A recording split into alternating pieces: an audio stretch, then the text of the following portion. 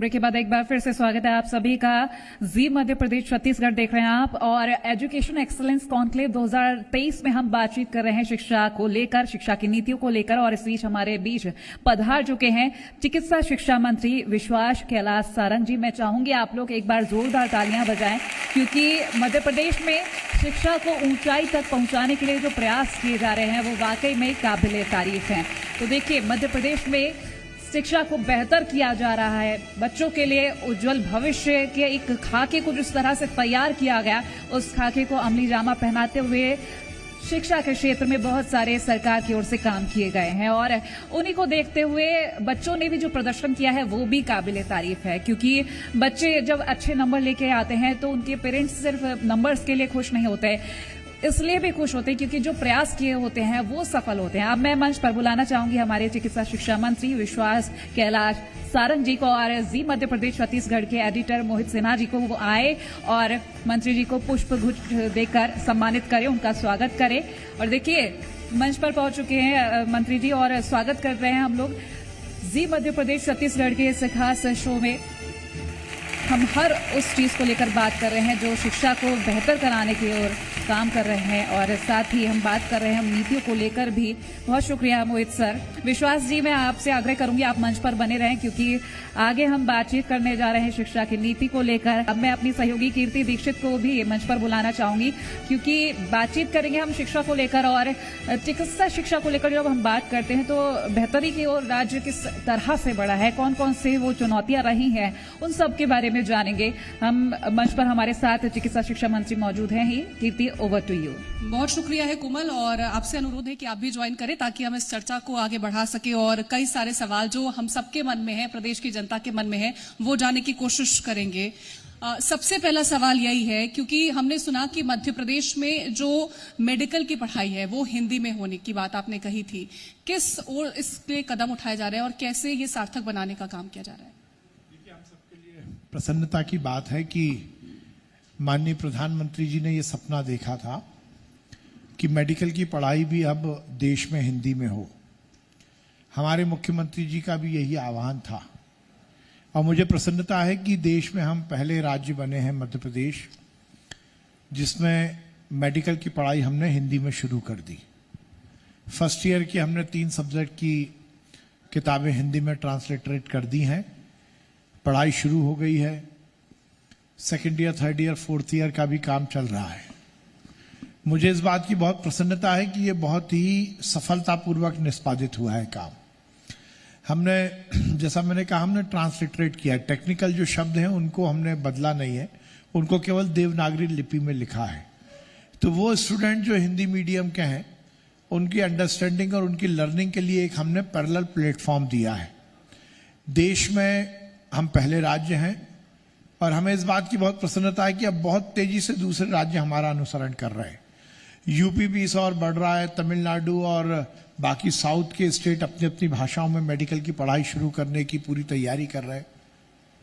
जब हमने ये पूरा प्रकल्प शुरू किया तो मैंने पूरी स्टडी की, और दुनिया भर में लगभग 16 देश ऐसे हैं जो अपनी मातृभाषा में मेडिकल की पढ़ाई कराते हैं। और WHO का एक सर्वे ये भी कहता है कि जिन देशों में अपनी मातृभाषा में मेडिकल की पढ़ाई है वहां के डॉक्टर्स की मरीजों को जो सुविधाएं देने की जो काम है वो ज्यादा अच्छे से होता है। वैसे भी ये साइंटिफिक प्रूफ है कि हम यदि मातृभाषा में अपनी बात को समझते हैं तो वो हमें ज्यादा अच्छे से समझ में आती है। और निश्चित रूप से हिंदी मीडियम के बहुत सारे ऐसे छात्र हैं जो केवल इंग्लिश के कारण पीछे रह जाते हैं। नीट पहले से ही हिंदी में होता था, पर मेडिकल की पढ़ाई नहीं होती थी, वो हमने शुरू किया है। विश्वास जी, ये तो आपने सही कहा कि अपनी लैंग्वेज हो तो पढ़ाई और इजी हो जाती है। अगर हम मेडिकल की पढ़ाई को लेकर बात करें, आपने कहा कि कई ऐसे देश हैं जो अपनी भाषा में मेडिकल की पढ़ाई करवा रहे हैं। अगर हम मध्य प्रदेश की बात करते हैं तो कई सारी चुनौतियां आती हैं छात्रों के सामने, क्योंकि अगर पढ़ाई बचपन से लेकर 12th तक की होती है हिंदी में और बाद में मेडिकल की पढ़ाई करने जब बच्चा जा रहा है तो इंग्लिश का सामना कर रहा है, बहुत मुश्किल हो जाता है। तो जब हिंदी की शुरुआत की गई मेडिकल फील्ड में तो किस तरह से, किस सोच के साथ, और वो चुनौतियों के बारे में भी बात करेंगे, क्योंकि छात्रों के लिए तो अच्छा ही हो रहा है ये। नहीं, चुनौती तो बहुत थी, क्योंकि सभी के दिमाग में ग्रंथि है कि इंग्लिश के अलावा हिंदी में मेडिकल की पढ़ाई हो ही नहीं सकती। सबसे पहले तो हमने उस ग्रंथि को खत्म किया। जब मैंने सबसे पहले हमारे अधिकारियों के बीच में ये विचार रखा कि हम हिंदी में मेडिकल की पढ़ाई की शुरुआत करेंगे, तो सभी अधिकारी इस बात से मेरी इत्तेफाक नहीं रखते थे। उनका ये कहना था it is not at all possible, पर हमने पॉसिबल करके दिखाया। पर मैं यहां पर इस बात को क्लियर करना चाहता हूं कि ये हिंदी इंग्लिश की लड़ाई नहीं है। हम इंग्लिश को चैलेंज नहीं कर रहे, हम हमारे बच्चे को इंटरनेशनल कंपटीशन से बाहर भी नहीं कर रहे। हमने तो टेक्निकल शब्दों को एज इट इज रखा है। जैसे किडनी को हमने गुर्दा नहीं लिखा, हमने किडनी को किडनी लिखा, बस उसको हिंदी में देवनागरी लिपि में किडनी लिखा और उसके ब्रैकेट में उसको इंग्लिश भी उतना ही समझ में आए, इसलिए उसको इंग्लिश में किडनी भी लिखा है।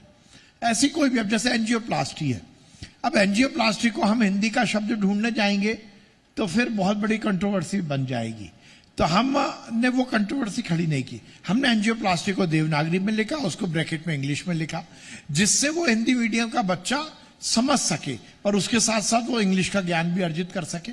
तो हमने दोनों काम किया। एक तो हिंदी वाले को दिक्कत ना आए, हिंदी में पढ़ने वाले बच्चे को वो अपनी पढ़ाई बहुत अच्छे से कर सके और वो इंटरनेशनल कंपटीशन से बाहर भी ना हो। और मुझे इस बात की बहुत प्रसन्नता है कि ये पूरा जो हमने प्रकल्प चलाया, इसमें पूरी तरह से मेरे मेडिकल कॉलेज की फैकल्टी ने ही मेहनत करके ये किताबों को ट्रांसलिटरेट किया। हमने इस बात को लेकर पूरा एक वॉर रूम बनाया था मंदार नाम से। उस वॉर रूम में हमारे फैकल्टी मेंबर्स ने काम किया। 4 स्तर पर ये काम हुआ। हमने फर्स्ट ईयर की एनाटॉमी, फिजियोलॉजी और बायोकेमिस्ट्री की किताबें तैयार कर ली हैं, वो बच्चों तक पहुंच गई हैं। Second year, third year, fourth year पर हम काम कर रहे हैं। हमारा हिंदी प्रकोष्ठ बहुत ताकत के साथ काम कर रहा है और मुझे इस बात की बहुत प्रसन्नता है, जिस बात को लेकर यहाँ पर जो मेडिकल फील्ड से जुड़े हुए लोग बैठे हैं वो बहुत प्रसन्न होंगे। दुनिया का भागवत गीता मेडिकल साइंस की है लैंडसेट। हमारी इस प्रयास को लैंडसेट ने भी अप्रिशिएट किया है और उनका ये कहना है कि यदि हिंदी का इसी तरह से आप 1-2 साल और चलाएंगे तो वो अपना लैंडसेट भी हिंदी में शुरू करेंगे, जो दुनिया के लिए एक बड़ी खबर है। तो मेडिकल फील्ड में हमारी एक बड़ा अचीवमेंट है और इसमें हमने सफलता हासिल की है। मेडिकल एजुकेशन जो है वो स्वास्थ्य और शिक्षा दोनों से जुड़ा हुआ है। पहले मेडिकल कॉलेजेस जो थे वो बहुत सीमित हुआ करते थे, लेकिन अब मध्य प्रदेश में अगर हम मेडिकल कॉलेजेस की बात करते हैं तो ताजा स्थिति क्या है, ताजा तस्वीर क्या है? तो हमारे दोनों आयामों पर हम काम करते हैं। जहां हम समाज को स्वास्थ्य व्यवस्थाएं देते हैं तो उसके साथ साथ हम डॉक्टर्स के जो स्टूडेंट है, मेडिकल के जो स्टूडेंट्स हैं, उनकी पढ़ाई भी कराते हैं। और हमने दोनों आयामों पर बहुत सशक्त ढंग से काम किया है। हमने अभी एक नॉलेज शेयरिंग मिशन की स्थापना की है, जिसमें हमने इन दोनों वर्टिकल पर अलग अलग सेगमेंट में जो बड़े, जहां से हम हमारे स्टूडेंट्स को, हमारे डॉक्टर्स को नई विधाओं की जानकारी दे सकते हैं, उनके साथ हम MOU कर रहे हैं।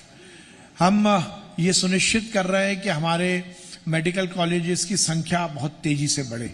नरेंद्र मोदी जी का सपना है कि इस देश के हर डिस्ट्रिक्ट में एक मेडिकल कॉलेज हो, क्योंकि ये केवल हिंदुस्तान की समस्या नहीं है, पूरी दुनिया की समस्या है डॉक्टर्स की कमी। और डॉक्टर्स की कमी की भरपाई केवल और केवल मेडिकल कॉलेज के निर्माण से ही हो सकती है। मध्य प्रदेश में यदि हम बोले, हमारी सरकार जब नहीं थी तो मध्य प्रदेश में केवल 5 मेडिकल कॉलेज थे। आज वो बढ़कर 24 मेडिकल कॉलेज हो गए, 10 पाइपलाइन में है। हम PPP मॉडल का मेडिकल कॉलेज ला रहे हैं। हमारा प्रयास है कि मध्य प्रदेश के सभी डिस्ट्रिक्ट्स में हम एक मेडिकल कॉलेज, कम से कम एक मेडिकल कॉलेज खोलें और देश में भी ये संख्या बहुत तेजी से बढ़ रही है। विश्वास जी, हम अगर राज्य की बात करें, क्योंकि पहले के वक्त में हम सरकारी अस्पतालों के वो हाल देखते थे कि लोग जाना तक नहीं चाहते थे, सोचते थे कि घर ही पर इलाज कर ले। लेकिन आज के वक्त में जो परिवर्तन देखा गया वो काबिले तारीफ है। और कुछ ऐसी सर्जरीज जो संभव ही नहीं हो पाती थी सरकारी अस्पतालों में, लेकिन वो आज के वक्त में संभव है। कैसे और कितना चुनौतीपूर्ण रहा है वो? आपने बहुत अच्छा प्रश्न पूछा। देखिए, इस देश में नरेंद्र मोदी जी की सरकार आने के बाद हर एक सेगमेंट में काम हुआ है और खासकर स्वास्थ्य को लेकर जो इस सरकार ने किया वो अविस्मरणीय है।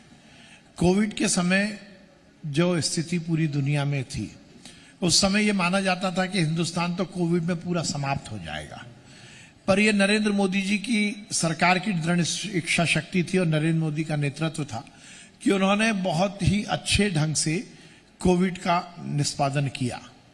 लॉकडाउन लगाना, लॉकडाउन के बीच में हेल्थ वर्कर के प्रोत्साहन के लिए ताली थाली बजवाना, लॉकडाउन विड्रॉ करना, लॉकडाउन के समय ये सुनिश्चित करना कि वैक्सीन बन जाए। जब तक वैक्सीन बन रही थी तो पूरे देश में कोल्ड चेन को डेवलप करवाना, वैक्सीन बन गई तो वैक्सीन लगवाना। इस देश में वैक्सीन बनाना जितना चुनौतीपूर्ण था उससे ज्यादा चुनौतीपूर्ण वैक्सीन लगाना था। भौगोलिक विषमता वाले देश में हर 1 किलोमीटर पर हमारी रहन सहन बदलता है।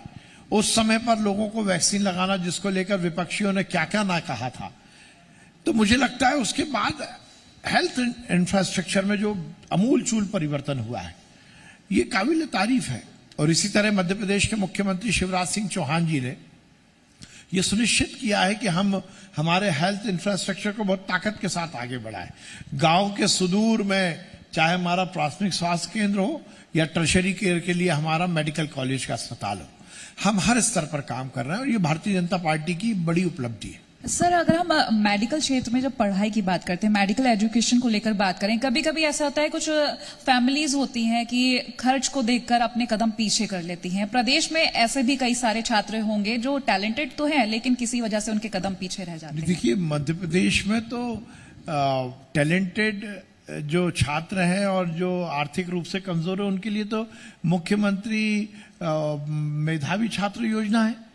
ये तो बहुत बड़ी न्यूज है देश के लिए कि माननीय शिवराज सिंह चौहान जी की सरकार 18-18 लाख रुपए फीस देती है मेडिकल स्टूडेंट्स की।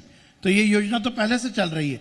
जिनके 12th में एक निर्धारित अंक आते हैं और यदि उनके फैमिली की इनकम एक लिमिट में है, एक सीमा में है, तो उनको मेधावी छात्र योजना के तहत केवल मेडिकल ही नहीं, चाहे इंजीनियरिंग हो, चाहे मैनेजमेंट हो, या फिर विदेश में भी जाकर यदि वो पढ़ना चाहते हैं तो उसकी सुविधा भी मिलती है।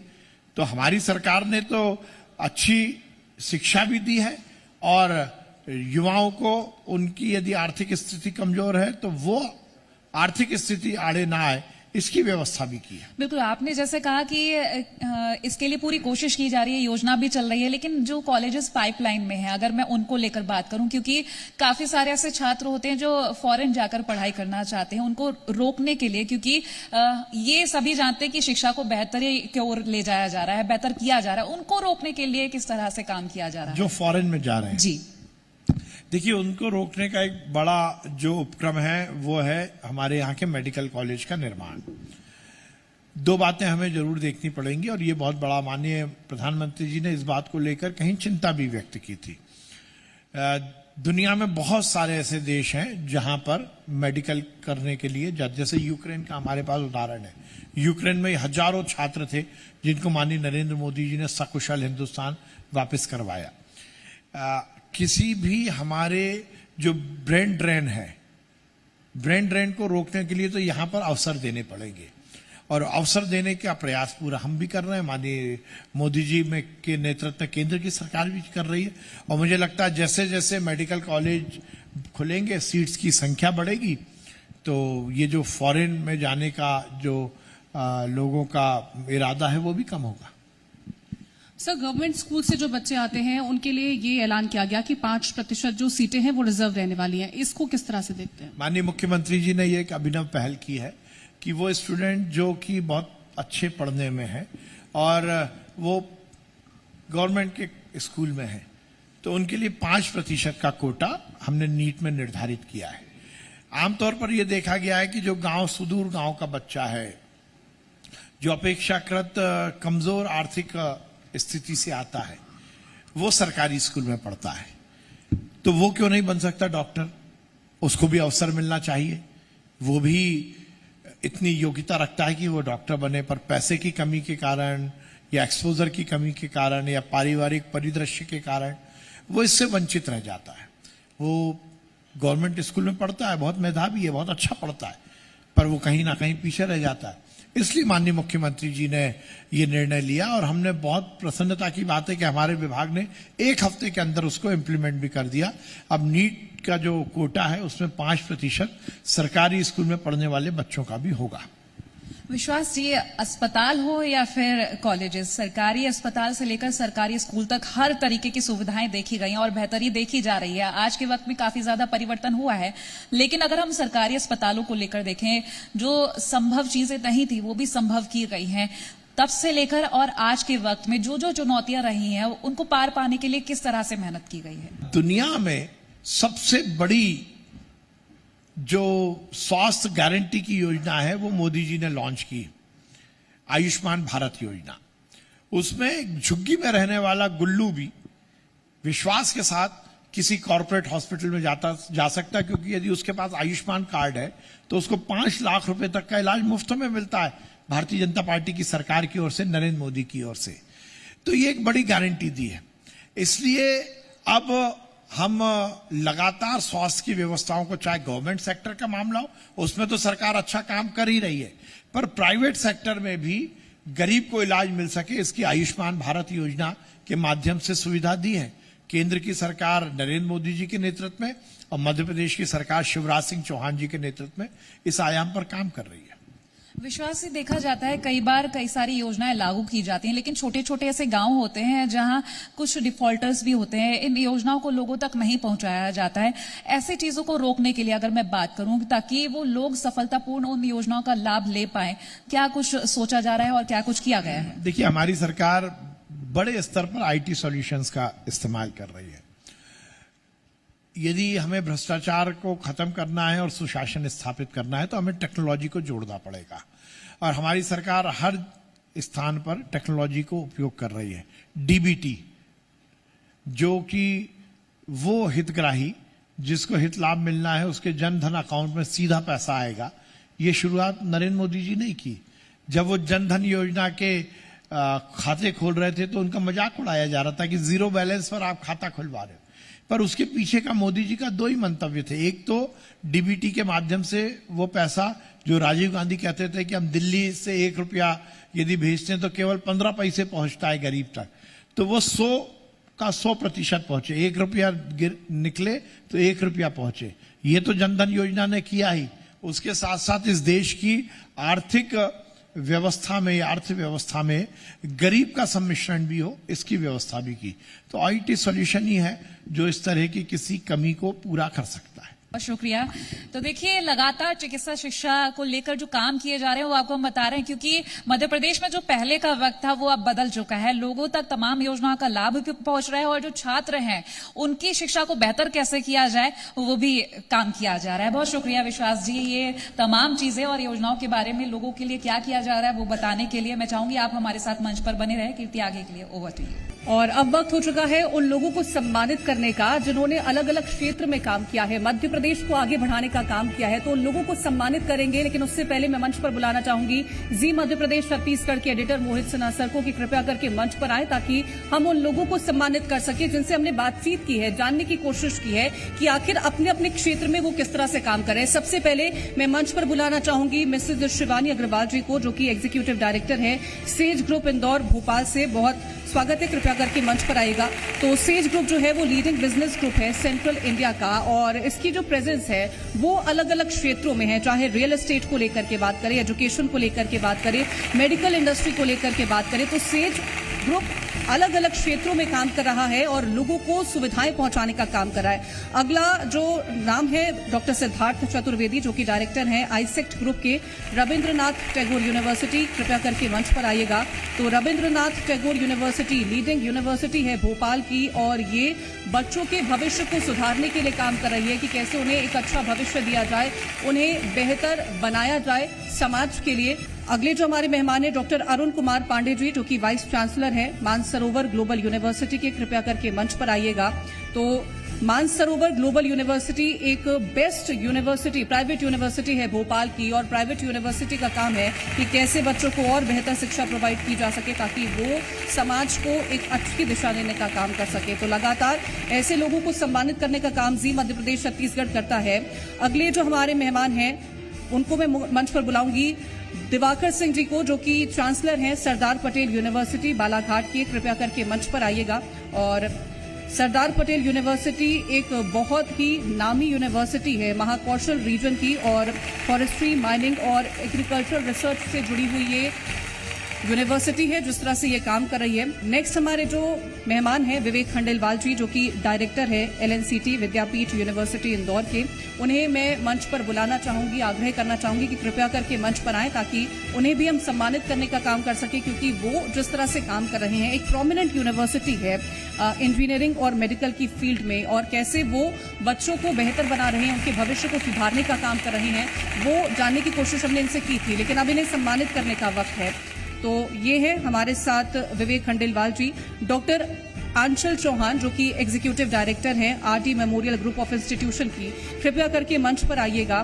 तो RD memorial group of institution एक बहुत ही नामी इंस्टीट्यूशन है आयुर्वेद की फील्ड में, और कैसे वो आयुर्वेद को लोगों तक पहुंचाने का काम कर रहे हैं वो जानने की कोशिश हमने इनसे की थी। इसके साथ ही हमारे साथ हैं प्रोफेसर मनीषा कावेटकर जी, जो कि डायरेक्टर हैं कॉर्पोरेट कम्युनिकेशन की IES यूनिवर्सिटी भोपाल की। तो IES यूनिवर्सिटी एक बहुत ही नामी यूनिवर्सिटी है मध्य प्रदेश की, जो कि passionate chairman ER Madan Singh Yadav ji के सहयोग से चल रही है। तो ये तमाम वो लोग हैं जो लगातार मध्य प्रदेश को आगे बढ़ाने का काम कर रहे हैं और उन्हें सम्मानित करने का काम करता है जी मध्य प्रदेश छत्तीसगढ़। बहुत शुक्रिया है विश्वास सारंग जी आपका। तो विश्वास सारंग जी को भी सम्मानित करने का वक्त है, क्योंकि मेडिकल के क्षेत्र में, चिकित्सा के क्षेत्र में कैसे मध्य प्रदेश आगे काम कर रहा है और कैसे और ज्यादा उसे बेहतर बनाने का काम किया जा रहा है, वो जानने की कोशिश हमने उनसे की थी। और उन्होंने बताया कि कैसे जो बच्चे हैं उनके भविष्य के साथ वो लगातार और बेहतर प्रयास करने का काम करते हैं, चाहे तो मेडिकल की जो पढ़ाई है वो हिंदी में करवाने की बात हो, कैसे इसको संभव बनाने का काम किया गया। क्योंकि जैसे उनसे हमने बातचीत की, उन्होंने जिक्र किया कि जब ये बात सामने उठी थी तो लोगों ने इसे एक बहुत बड़ा चैलेंज के तौर पर लिया था और माना जा रहा था कि ये संभव नहीं हो पाएगा, लेकिन उसे फिर भी संभव बनाने का काम किया गया है, चिकित्सा के क्षेत्र को और बेहतर बनाने का काम किया गया है। तो विश्वास सारंग जी हमारे साथ मंच पर मौजूद थे, उनसे हमने जानने की कोशिश करी है कि चिकित्सा कैसे और बेहतर होगी। फिलहाल वक्त एक छोटे से ब्रेक का है यहाँ पर।